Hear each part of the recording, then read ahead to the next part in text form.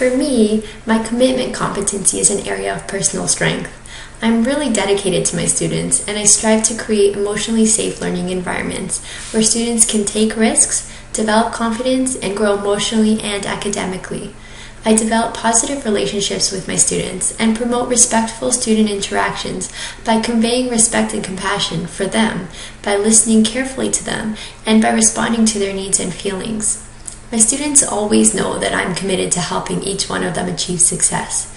I go out of my way to provide extra support in and out of class times, and I strive to build close relationships with each of my students, many of whom look up to me as their role model, seeking academic, professional, and even personal advice. My associate teacher, Mrs. Scragg, effectively models the implementation competency. I have observed her to be an excellent motivator for her students. She tells fascinating stories of her experiences working with animals at the Toronto Zoo.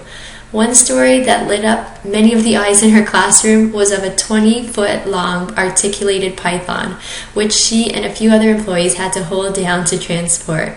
The students laughed and listened in awe as she described the strength of that python as it lifted her off the ground.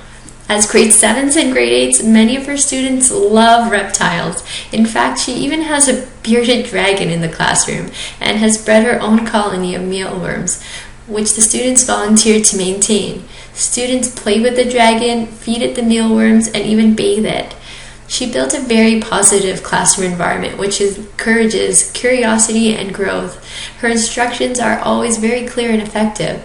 She uses the blackboard as well as an Elmo overhead projector to draw schematics to help students visualize activities.